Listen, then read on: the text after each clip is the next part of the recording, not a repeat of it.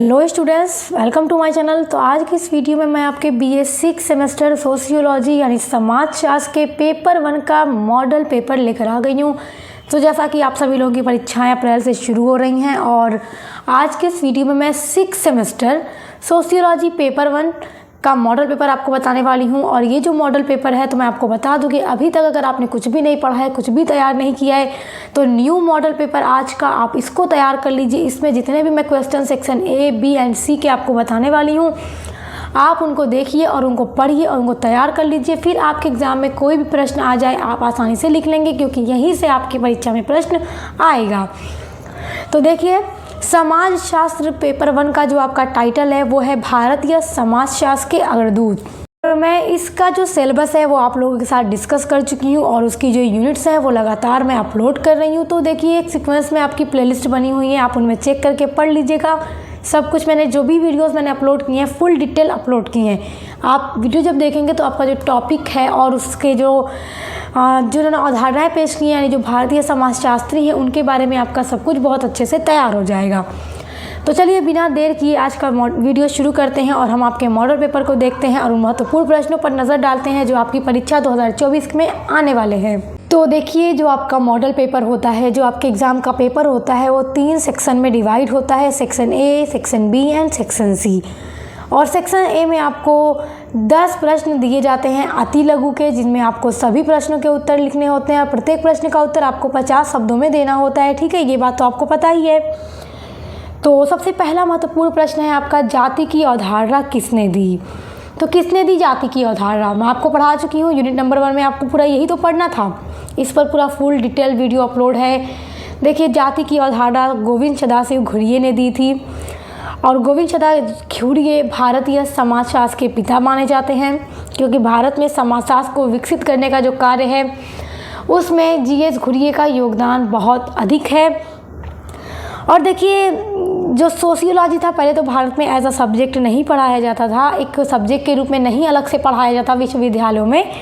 लेकिन 1919 में जब पैट्रिक गिट्स ने बम्बई विश्वविद्यालय में समाजशास्त्र को एक सब्जेक्ट के रूप में पढ़ाना शुरू किया, तो फिर वहीं से GS घुरिये ने भी सोशियोलॉजी में अपना योगदान देना शुरू कर दिया और फिर मुंबई विश्वविद्यालय के सोशियोलॉजी डिपार्टमेंट के ये दूसरे अध्यक्ष बने थे। और जाति की अवधारणा GS घुरिये ने अपनी पुस्तक कास्ट, क्लास एंड ऑक्यूपेशन में दी थी और ये पुस्तक 1961 में प्रकाशित हुई थी। पुस्तक का नाम आपको याद रखना है, कास्ट, क्लास एंड ऑक्यूपेशन, जो प्रकाशित हुई 1961 में। उसी में GS घुरिये ने जाति की अवधारणा पेश की और इन्होंने जाति की 6 महत्वपूर्ण विशेषताएं बताई थी, जो कुछ मैं आपको पढ़ा चुकी हूँ, तो आप पढ़ लीजिएगा पूरा डिटेल में। नेक्स्ट आपका इम्पॉर्टेंट क्वेश्चन है, प्रभु जाति किसे कहते हैं? ये प्रश्न बहुत आपका इम्पॉर्टेंट है, प्रभु जाति किसे कहते हैं? तो सबसे पहले हम ये जानेंगे कि आखिर प्रभु जाति की अवधारणा दी किसने। उसके बाद हम थोड़ा बहुत सारे प्रश्नों के उत्तर को समझते चलेंगे, ताकि परीक्षा में आपसे पूछे तो आपको इसके बारे में आता रहे, तो आप आसानी से लिख लें। देखिए, MN श्रीनिवास भारतीय समाजशास्त्री थे। उन्होंने दक्षिण भारत में जब जाति पर अध्ययन किया तो उन्होंने सांस्कृतिकरण की अवधारणा दी, पश्चिमीकरण की अवधारणा दी और उन्होंने प्रबल जाति की भी अवधारणा दी। प्रबल जाति को ही प्रभु जाति भी कहा जाता है। देखिए, श्रीनिवास ने सन 1959 में मैसूर के रामपुरा गांव का अध्ययन किया और उसी अध्ययन के पश्चात MN श्रीनिवास ने सबसे पहले प्रभु जाति की अवधारणा को विकसित किया। और किस पुस्तक में? याद रखिएगा, पुस्तक का नाम MN श्रीनिवास की एक पुस्तक है, रिमेंबर विलेज, जो प्रकाशित हुई 1976 ईस्वी में। उसी में उन्होंने प्रभु जाति की अवधारणा को पेश किया था। अब जान लेते हैं कि प्रभु जाति है क्या। देखिए, प्रभु जाति एक ऐसी जाति होती है जिसका प्रभाव या अधिकार उस क्षेत्र में अधिक होता है, जिसमें अन्य जातियां भी हों। जैसे मान लीजिए कोई भी एक क्षेत्र हो जहां अनेकों जातियां निवास करती हों, तो उस स्थान पर जिस जाति का अधिकार ज़्यादा होता है, राजनीतिक, सामाजिक, हर तरह से उसकी स्थिति अच्छी होती है, आर्थिक रूप से वो जातियां प्रबल होती हैं, तो वो जाति प्रभु जाति या प्रबल जाति कहलाती है। याद रखिएगा, मोस्ट इम्पॉर्टेंट ये क्वेश्चन है। क्वेश्चन नंबर 3 है आपका, नातेदारी की परिभाषा दीजिए। देखिए नातेदारी क्या होता है, जो हमारा रिलेशन है हमारे लोगों के साथ, जो रिश्तेदारी है वही नातेदारी कहलाती है। और देखिए नातेदारी 2 प्रकार की होती है, एक रक्त संबंधी नातेदार, एक विवाह संबंधी नातेदार। तो रक्त संबंधी नातेदारी क्या है, माता पिता भाई बहन, जो हम एक फैमिली रह रहे हैं, आपके भाई बहन आपके माता पिता, ये हमारी रक्त संबंधी नातेदारी है। एक ऐसा रिश्ता है जिनसे हमारा खून का रिश्ता है। और जब एक लड़की की शादी होती है तो अपने ससुराल जाती है, वहाँ के सारे लोगों से जो उसका रिश्ता बनता है, वहाँ उन लोगों से जो उसकी नातेदारी बनती है, वो उसकी विवाह संबंधी नातेदारी है कि शादी के बाद लड़के के जितने भी रिलेशन वाले हैं सबसे लड़की का रिश्ता बन गया। और जब लड़का की शादी हुई तो लड़का के ससुराल वाले जो हैं उनसे पूरा उनका रिश्ता बन गया, तो वो नातेदारी कहलाती है। तो देखिए नातेदारी के बारे में लिखना कोई मुश्किल चीज़ नहीं है, ये तो आप आसानी से लिख लेंगे।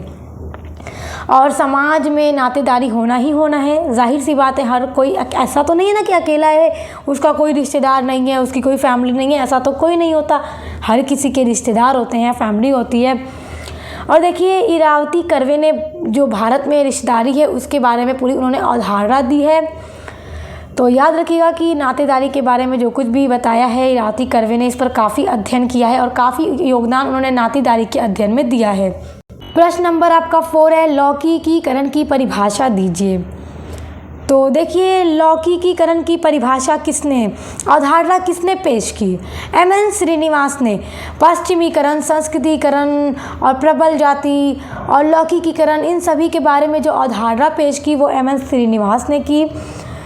तो देखिए आखिर ये लौकिकीकरण होता क्या है, हम इसका शाब्दिक अर्थ क्या बताएं कि क्या है ये लौकिकीकरण। तो एकदम एक लाइन में मैं आपको समझा देती हूँ लौकिकीकरण है क्या, क्या बताया है एम.एन. श्रीनिवास ने। देखिए व्यक्तिगत व कार्यों में तार्किकता का समावेश या धार्मिकता का ह्रास ही लौकिकीकरण है। यानी कि जब कोई ऐसा जो हम कार्य कर रहे हैं उसमें हमारी तार्किकता में वृद्धि आ जाए और हमारे धार्मिकता में ह्रास आ जाए, हमारे धर्म में कमी आ जाए, तो वो लौकिकीकरण कहलाता है, धर्मनिरपेक्षीकरण कहलाता है। ठीक है, देखिए एम.एन. श्रीनिवास ने 3 विशेषताएं बताई हैं लौकिकीकरण की। तो आप अगर उन 3 विशेषताओं को जान लें तो आप लौकिकीकरण का अर्थ या परिभाषा भी आसानी से एक्सप्लेन करके लिख लेंगे। देखिए पहली विशेषता एम.एन. श्रीनिवास ने बताई कि धार्मिकता में कमी आ जाती है लौकिकीकरण के कारण। दूसरी विशेषता उन्होंने बताई कि तार्किक चिंतन में वृद्धि होती है। और तीसरी विशेषता एम.एन. श्रीनिवास ने बताई कि समाज के राजनीतिक, सांस्कृतिक, कानूनी पहलुओं में विभेदीकरण होता है। तो ये 3 विशेषताएं बताई हैं। अच्छा देखिए पहली जो विशेषता इन्होंने बताई कि धार्मिकता में कमी आ जाती है, धार्मिकता में कमी आने से क्या आशय है, यही है कि जो ईश्वर के प्रति जो हमारी धारणा होती है वो कम हो जाती है और तार्किक चिंतन का हमारे अंदर विकास हो जाता है। हम थोड़ा मॉडर्न हो जाते हैं और धर्म, क्योंकि देखिए पहले का जो समाज होता था वो धर्म के आधार पर निश्चित होता था, धर्म के जो कठोर कानून होते थे वही लोगों को मानना होता था। मगर आज के टाइम में आप देखिए कि धर्म की जो रूढ़िवादिता थी वो सारी चीज़ों पर अब लोग कम ध्यान देते हैं क्योंकि अब लोग मॉडर्न हो चुके हैं। तो वही क्या है, लौकिकीकरण कहलाता है, क्योंकि तार्किक चिंतन का विकास हो गया है लोगों में और धार्मिकता में कमी आ गई है। इसकी अवधारणा पेश किसने की, तो याद रखिएगा एम.एन. श्रीनिवास ने। अगला प्रश्न है, इरावती कर्वे की रचनाएं लिखिए। अब इरावती कर्वे देखिए ये भारत की पहली महिला मानव विज्ञानी और पुणे विश्वविद्यालय के समाजशास्त्र में विभाग में ये संस्थापक थी। तो देखिए इरावती कर्वे महिला थी और इन्हें पहली भारतीय महिला समाजशास्त्री माना जाता है। मतलब ये दावा किया गया है कि जो इरावती कर्वे थीं ये भारत की पहली महिला समाजशास्त्री थीं।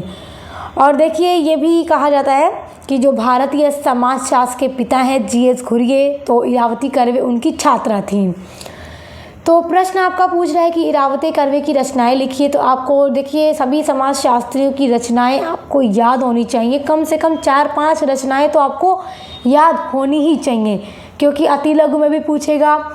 और जब आप एक्सप्लेन करके सेक्शन बी के लॉन्ग या सेक्शन सी के लॉन्ग क्वेश्चन में जब आप लिखोगे उन राइटर के बारे में, उन समाजशास्त्री के बारे में, आप जो भी प्रश्न आएगा उसकी अवधारणा को जब आप पूरा एक्सप्लेन करोगे तो वहाँ पे आपको कम से कम 5-6 पुस्तकों के नाम लिखने होंगे। और जो भी मैं वीडियोस अपलोड करती हूँ तो मैं आपको उसमें जितनी पुस्तकें हैं, कम से कम 7-8 पुस्तकें, उसकी प्रकाशन डेट बता देती हूँ ताकि आप आसानी से लिख लें एग्ज़ाम में याद करके। देखिए, इरावते कर्वे की पुस्तकों में आपको मैं बताती हूँ। देखिए, पहली पुस्तक नोट कीजिए, याद कर लीजिएगा, भारत में रिश्तेदारी संगठन, ये पुस्तक है इरावते कर्वे की, जो प्रकाशित हुई थी 1953 ईस्वी में। दूसरी लिखिए हिंदू समाज एक व्याख्या। तीसरी लिखिए ग्राम समुदाय में समूह संबंध। तीसरी क्या लिखिए? ग्राम समुदाय में समूह संबंध, जो प्रकाशित हुई 1963 में। चौथी लिखिए महाराष्ट्र भूमि और लोग, जो प्रकाशित हुई 1968 ईस्वी में। अगली लिखिए युगांत एक युग का अंत, जो प्रकाशित हुई 1968 ईस्वी में। तो ये सारी पुस्तकें आप नोट कर लीजिए इरावती कर्वे की। प्रश्न पूछेगा, लिखिएगा आंसर आप। अच्छा, देखिए अगला है जीएस घुरिये का जीवन परिचय दीजिए। देखिए, ये तो बड़ा महत्वपूर्ण प्रश्न है, जीएस घुरिये का जीवन परिचय। तो आपको जीएस घुरिये के बारे में थोड़ा एक्सप्लेन करना होगा, आपको पढ़ना होगा। इनके प्रारंभिक जीवन के बारे में आपको पढ़ना होगा, इनका जन्म कब हुआ, कहाँ हुआ, ये सारी चीज़ें आपको अच्छी से याद होनी चाहिए। तो देखिए, जब मैंने जीएस घुरिये का टॉपिक अपलोड किया था, इन्होंने जाति की अवधारणाएं जो दी, उसकी वीडियो मैंने अपलोड की है। तो बहुत लंबी वीडियो मैंने बनाई है, मगर पूरा नोट्स आपको दे दिया है, सारी चीज़ें आपको समझा दी हैं। तो अगर आपने उस वीडियो को देख लिया तो फिर जीएस घुरिये का जो भी प्रश्न आएगा आप उसको आसानी से लिख लेंगे। देखिए, जीएस घुरिये जो थे, इनका जन्म हुआ था 12 दिसंबर 1893 ईस्वी को भारत के पश्चिमी तट पर स्थित मालवा क्षेत्र, जो कि महाराष्ट्र में स्थित है, वहाँ उनका जन्म हुआ था। और ये इनकी मृत्यु हुई थी 28 दिसंबर 1983 ईस्वी में। और गोविंद सदाशिव घुरिये जो थे, ये एक ब्राह्मण जाति के थे, इनका जन्म ब्राह्मण जाति में हुआ था। देखिए, मैं आपको इनके बारे में जो बता देती हूँ, जो इम्पोर्टेंट है, जो आपको शॉर्ट में पूछेगा अति लघु में तो लिखने के लिए। जीएस घुरिये जो थे वो एक संस्कृत के विद्यार्थी थे, लेकिन जब 1919 में पैट्रिक गिट्स के द्वारा मुंबई विश्वविद्यालय में सोशियोलॉजी को पढ़ाना शुरू किया गया, तो जब उन्होंने इसके बारे में देखा, समाजशास्त्र का जब इन्होंने अध्ययन किया, तो इस संस्कृत के विद्यार्थी की जो रुचि थी वो समाजशास्त्र में उत्पन्न हो गई। वरना ये तो थे संस्कृत के विद्यार्थी, इन्होंने जो पढ़ाई की थी वो संस्कृत की थी, मगर जब इनकी रुचि, इनका इंटरेस्ट हो गया सोशियोलॉजी में, जब इन्होंने सोशियोलॉजी को पढ़ा तो इनको इतना ज़्यादा इंटरेस्ट हो गया कि इन्होंने इतना योगदान दिया समाजशास्त्र को भारत में विकसित करने के लिए, कि प्रश्न आज आपसे पूछा जाता है जबकि भारतीय समाजशास्त्र का पिता कौन है, तो आप वहाँ पे क्या लिखते हैं? जीएस घुरिये आप लिखते हैं। ठीक है, तो ये याद रखिएगा। और इन्होंने जाति की बहुत सारी अवधारणाएं पेश की हैं अपनी पुस्तक कास्ट क्लास एंड ऑक्यूपेशन में।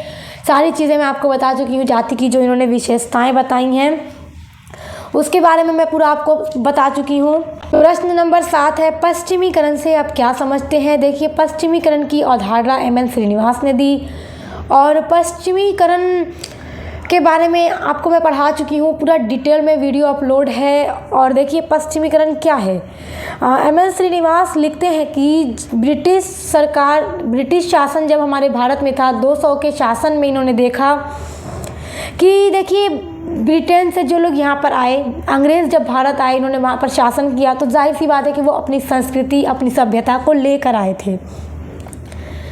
तो भारतीय लोग अंग्रेज़ों के संपर्क में आए, उनके रहन सहन को देखा, उनके खान पान को देखा, उनका पहनाव ओढ़ाव चलन सब कुछ देखा। तो उनकी जो संस्कृति थी, उनका जो कल्चर था, वेस्टर्न कल्चर, उसने भारतीयों को काफ़ी ज़्यादा प्रभावित किया। और भारतीय समाज में रहने वाले लोगों ने वेस्टर्न कल्चर को अपनाना शुरू कर दिया। अब जैसे कि कहा जाए कि भारतीयों ने कहा नहीं, अंग्रेज़ जैसा पहनते हैं हम भी वैसा ही पहनेंगे, वो जैसा खाते हैं वैसा ही खाएंगे, वो जिस हिसाब से जिस स्टाइल से चलते फिरते हैं वैसे ही हम रहेंगे। ठीक है। ये डिनर कहते हैं रात के खाने को, तो हम भी डिनर कहेंगे। ये लंच कहते हैं दोपहर के खाने को, हम भी लंच कहेंगे। ये ब्रेकफास्ट कहते हैं, हम भी ब्रेकफास्ट कहेंगे नाश्ते को। ये सारी चीज़ें यानी कि वेस्टर्न जो कल्चर था वो जो कुछ भारतीय समाज में समावेश हो गया, भारतीय लोगों ने उसको आत्मसात कर लिया अपनी संस्कृति में, तो वो पश्चिमीकरण कहलाता है। ठीक है। पूरा एक डिटेल में पढ़ना चाहते हैं तो फिर डिस्क्रिप्शन बॉक्स में दी गई लिंक पर विजिट कीजिएगा प्लेलिस्ट की, उसमें वीडियो आपको मिल जाएगी। अगला महत्वपूर्ण प्रश्न है श्याम चरण दुबे का ग्राम अध्ययन। देखिए, श्याम चरण दुबे ने गांव के बारे में पूरा अध्ययन किया, भारतीय गांव के बारे में, और इनका इसमें बहुत ज़्यादा योगदान है। भारतीय गांव की जो परंपरा है उसके बारे में इन्होंने पूरा अध्ययन किया। तो देखिए, यहाँ पे आपको कुछ पुस्तकें बता देती हूँ श्याम चरण दुबे की, क्योंकि प्रश्न अगर आपसे पूछ दे तो आप कंफ्यूज मत होइएगा। मानव और संस्कृति, ये इनकी पुस्तक थी। परंपरा, इतिहास, बोध और संस्कृति, ये भी उनकी पुस्तक थी। अगली है शिक्षा, समाज और भविष्य, ये भी श्याम चरण दुबे की पुस्तक थी। उसके अलावा विकास का समाज शास्त्र, ये भी श्याम चरण दुबे की पुस्तक थी। तो इन सभी पुस्तकों को नोट कर लीजिए, क्योंकि पुस्तक तो आपको हर हाल में लिखना होगा एग्जाम में। अगला महत्वपूर्ण प्रश्न है योगेंद्र सिंह की कोई 3 रचनाएं लिखिए। अति लघु में पूछेगा कि योगेंद्र सिंह की कोई 3 रचनाएं लिखिए, तो अब आप सोचेंगे अरे क्या लिखे हम इनकी रचनाएं, और कुछ पूछेगा तो आप थोड़ा बना के लिख लेंगे, मगर रचना नहीं ना बना के लिख सकते, तो आपको पता होनी चाहिए। चलिए नोट कीजिए मॉडर्नाइजेशन ऑफ इंडियन ट्रेडिशन। अगला नोट कीजिए योगेंद्र सिंह की पुस्तक culture change in India, identity and globalisation. Third note कीजिए आइडियोलॉजी स्पेलिंग नोट कीजिए IDEOLOGY, ideology and theory in Indian sociology. ये 3 पुस्तकें नोट कर लीजिए, योगेंद्र सिंह की बहुत महत्वपूर्ण फेमस पुस्तकें हैं। अगला प्रश्न है आपका मूल्य से आप क्या समझते हैं। मोस्ट इम्पॉर्टेंट क्वेश्चन, ये प्रश्न आपकी परीक्षा में ज़रूर पूछेगा। तो देखिए, मूल्य क्या है, मूल्य के बारे में पूरा आपको पढ़ा चुकी हूँ। राधा कमल मुखर्जी जो भारत के प्रसिद्ध समाजशास्त्री रहे हैं, उन्होंने मूल्यों के बारे में पूरा अपनी अवधारणाएं पेश की हैं, और जितनी अवधारणा राधा कमल मुखर्जी ने मूल्य के बारे में विकसित की उतना तो अभी तक किसी और समाजशास्त्री ने नहीं की है। तो मूल्य क्या है, सुनिए ध्यान से समझ लीजिए। वैसे तो पूरी फुल डिटेल वीडियो मैं अपलोड कर चुकी हूँ, आप पढ़ लीजिएगा, आपको पूरा उसमें मिल जाएगा एकदम एक एक चीज़, आपका पूरा दीर्घ उत्तरीय प्रश्न का उत्तर आपको मिल जाएगा वीडियो देखने के बाद। तो देखिए मूल्य क्या है। देखिए, हम समाज में रहते हैं और हम यहाँ व्यवहार ज़रूर करते हैं। ठीक है, हम अच्छा भी कर सकते हैं, बुरा भी कर सकते हैं। तो हम जो व्यवहार कर रहे हैं, जो हमने व्यवहार किया, वो हमने अच्छा किया या बुरा किया, उसको मापने का जो पैमाना होता है वो मूल्य कहलाता है। इतना याद रखिएगा। Full detail video description box में दी गई लिंक में आपको मिल जाएगी। अब आ जाते हैं आपके मॉडल पेपर के सेक्शन बी में। तो आपका सेक्शन बी पेपर में क्या आता है, आपको दिए जाते हैं 8 प्रश्न सेक्शन बी में, और आपसे कहा जाता है कि किन्हीं 5 प्रश्नों के उत्तर दीजिए, और प्रत्येक प्रश्न का उत्तर 200 शब्दों में दीजिए। ये आपका लघु उत्तरीय प्रश्न होता है सेक्शन बी। तो देखिए, अब आपको ऐसे महत्वपूर्ण प्रश्न बताऊंगी जो आपके सेक्शन बी के लिए अत्यंत महत्वपूर्ण है परीक्षा के दृष्टि से। बहुत ध्यान से देखिएगा। पहला महत्वपूर्ण प्रश्न है, भारतीय राष्ट्रवाद की सामाजिक पृष्ठभूमि के संदर्भ में AR देसाई के विचारों की विवेचना कीजिए। AR देसाई ने जो भारतीय राष्ट्रवाद की सामाजिक पृष्ठभूमि के बारे में अपने विचार प्रस्तुत किए हैं, उनको आप पढ़ लीजिएगा। मोस्ट इम्पॉर्टेंट ये क्वेश्चन है। अगला महत्वपूर्ण प्रश्न है, भारतीय ग्राम समुदाय की विशेषताएं बताइए। ये तो बहुत सिंपल है, आप इसको आसानी से लिख लेंगे। भारतीय ग्राम समुदाय, ग्राम मतलब गांव, गांव की विशेषताएं बताइए। गांव की क्या क्या विशेषताएं हैं, ये तो आप आसानी से जानते हैं, आप पढ़ भी चुके हैं। सेकेंड सेमेस्टर में मैं आपको पढ़ा चुकी हूँ इसके बारे में। अच्छा चलिए देखिए, ग्राम की अगर हम पहली विशेषता की बात करें तो गांव के लोगों का जो व्यवसाय होता है आमतौर पर कृषि होता है। आपको गांव में किसान अधिक देखने को मिलेंगे, ये भी भारतीय ग्राम की एक विशेषता है। दूसरी विशेषता ये है कि भारतीय ग्राम के जो लोग होते हैं, गांव के जो लोग होते हैं, उनका जो जीवन उनका जो है काफ़ी सादा होता है, सिंपल होता है। तीसरी विशेषता हम ये लिख सकते हैं गांव की, कि वहाँ के लोग जो होते हैं काफ़ी अनौपचारिक होते हैं, आपस में उनका जो रिलेशन होता है वो इनफॉर्मल होता है और मित्रता हमें वहाँ पर लोगों में ज़्यादा देखने को मिलती है, क्योंकि इनफॉर्मल तरीके से लोग मिलजुल कर रहते हैं। चौथी विशेषता आप ये लिख सकते हैं कि वहाँ के लोगों का जो जीवन है वो प्रकृति के काफ़ी करीब होता है, क्योंकि वहाँ पे पेड़ पौधे हरियाली देखने को मिलते हैं। वहाँ का जब गांव में आप देखिएगा जब सनसेट होता है कितना अच्छा लगता है, शाम में ठंडी ठंडी हवाएं, अब पेड़ के नीचे बैठ जाए कितना अच्छा लगता है। तो ये भी एक विशेषता है। और गांव की पांचवी विशेषता आप ये लिखिएगा, जो सबसे इम्पॉर्टेंट विशेषता है कि गांव की जो जनसंख्या होती है वो कम होती है शहर के अकॉर्डिंग। ठीक है, तो सिटी के अकॉर्डिंग गांव की विशेषता कम होती है, जनसंख्या कम होती है। तो आप एक विशेषता ये भी लिखिएगा कि यहाँ की जनसंख्या का घनत्व कम होता है। महत्वपूर्ण प्रश्न अगला है, वर्ग के संदर्भ में आंद्रे बित्ताई की संक्षिप्त विवेचना कीजिए। आंद्रे बित्ताई ने वर्ग के संदर्भ में क्या क्या बताया है, पढ़ लीजिएगा। अगला प्रश्न देखिए, प्रश्न नंबर 4 है मोस्ट इम्पॉर्टेंट, संयुक्त परिवार से आप क्या समझते हैं, समझाइए। संयुक्त परिवार की तो आप बहुत बार पढ़ चुके हैं, फर्स्ट सेमेस्टर सेकेंड सेमेस्टर सब में आप पढ़ चुके हैं। तो संयुक्त परिवार क्या है, जो जॉइंट फैमिली होती है जिसमें एक छत के नीचे 3 पीढ़ियाँ रहती हैं, एक ही किचन में खाना बनता है, सारी चीज़ें मैं आपको पढ़ा चुकी हूँ इसके बारे में। तो ये तो आप बनाकर भी लिख लेंगे, आपको पूरा याद होगा। अगला है भारतीय समाज की विविधता की विवेचना कीजिए। जो डाइवर्सिफिकेशन है भारतीय समाज का बात करें तो देखिए हमारे भारत के समाज में आपको अनेकों संस्कृति देखने को मिलेगी। हर समाज आप यहाँ पर देखिए, दुनिया में एक समाज तो है नहीं, लाखों करोड़ों समाज हैं।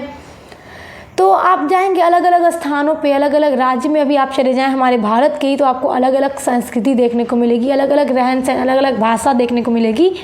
तो वही भारतीय समाज की जो विविधता है उसके बारे में पूरा एक्सप्लेन करना होगा। तो ये क्वेश्चन बहुत इंपॉर्टेंट है, आप इसको एकदम तैयार कर लीजिएगा। प्रश्न संख्या 6 है आपका, भारतीय समाजशास्त्र में डीपी मुखर्जी के योगदान की विवेचना कीजिए। ये भी तैयार कर लीजिएगा, ये प्रश्न महत्वपूर्ण है।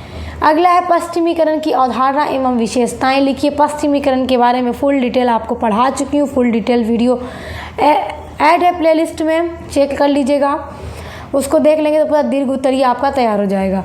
अगला है डॉक्टर राधा कमल मुखर्जी के सामाजिक मूल्य का सिद्धांत की विवेचना कीजिए। ये भी पूरा आपको डिटेल में पढ़ा चुकी हूँ, वीडियो प्लेलिस्ट में ऐड है। आ जाते हैं आपके सेक्शन सी में।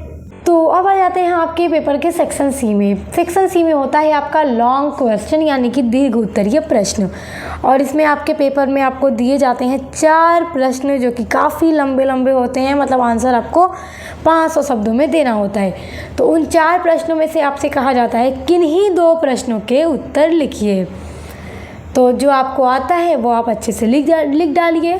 तो 4 प्रश्न बताऊंगी, एकदम रट के जाइएगा एग्जाम में। तो आपका पहला प्रश्न है, भारतीय समाज के संदर्भ में गोविंद सदाशिव घुरिये के विचारों की विवेचना कीजिए। मोस्ट इम्पॉर्टेंट क्वेश्चन, इसको एकदम बहुत बढ़िया तरीके से पढ़ के जाइएगा। दूसरा प्रश्न देखिए बहुत महत्वपूर्ण है, जीएस घुरिये की जाति व्यवस्था की विशेषताओं का उल्लेख कीजिए। मोस्ट इम्पॉर्टेंट है ये क्वेश्चन परीक्षा के दृष्टि से। जीएस घुरिये की जाति व्यवस्था के बारे में मैं पूरा पढ़ा चुकी हूँ। यूनिट नंबर 1 का एकदम पहला वीडियो देखिएगा, उसमें मैंने जीएस घुरिये के बारे में पूरा एक्सप्लेन कराया है, इनके प्रारंभिक जीवन के बारे में, इनकी पुस्तक जितनी भी लिखी इन्होंने, और जाति के बारे में जो इन्होंने अवधारणा पेश की उसकी विशेषता सब पूरा मैं करवा चुकी हूँ। तो आप ये पढ़ लीजिएगा, बहुत इंपॉर्टेंट है। अगला है शक्ति के संदर्भ में आंद्रे बित्ताई के विचारों की विवेचना कीजिए। ये क्वेश्चन भी देख लीजिएगा कि आंद्रे बित्ताई ने शक्ति के संदर्भ में क्या विचार प्रस्तुत किए हैं, क्योंकि ये क्वेश्चन भी दीर्घ में पूछा जाएगा। चौथा महत्वपूर्ण प्रश्न देखिए, इरावते कर्वे की जीवनी और समाजशास्त्र के प्रति उनके योगदानों की विवेचना कीजिए। तो देखिए इरावती कर्वे का जो जीवन है उसको तैयार कर लीजिएगा, जीवन परिचय इनका पूरा अच्छे से देख लीजिएगा, और उन्होंने जो कुछ भी योगदान दिए हैं तो उनको आप देख लीजिएगा समाजशास्त्र में, और भारत में जो नातेदारी है उस पर भी इरावती कर्वे का बहुत अधिक योगदान है। तो वो पूरा आप लोग एकदम डिटेल में पढ़ लीजिएगा, क्योंकि लॉन्ग में पूछेगा तो पूरा डिटेल में लिखना होगा। और इरावती कर्वे की पुस्तक तो मैं आपको बता ही चुकी हूँ, तो आप पूरा लिखने के बाद इरावती कर्वे की पुस्तकें भी ज़रूर लिखिएगा, कब प्रकाशित हुई वो भी पूरा एक्सप्लेन करके लिख दीजिएगा। तो यह मॉडल पेपर आप लोगों के लिए बहुत हेल्पफुल होगा। आप 2024 में परीक्षा देने वाले हैं तो आप इसको अच्छे से तैयार कर लीजिए। इसके अलावा आप अपने BA 6 सेमेस्टर में हिस्ट्री पढ़ रहे हैं तो हिस्ट्री के आपके पेपर 1 एंड पेपर 2 का पूरा सिलेबस डिस्कस हो चुका है। लगातार क्लास भी आ रही है, पढ़ाई कीजिए और मॉडल पेपर की वीडियोस, प्रश्न उत्तर की वीडियोस लगातार चैनल पर अपलोड हो रही हैं, तो उसके लिए भी आप एक बार चैनल पर ज़रूर विजिट कीजिएगा। अच्छे से पढ़ाई कीजिए। Best of luck. अब मिलते हैं नेक्स्ट वीडियो के साथ।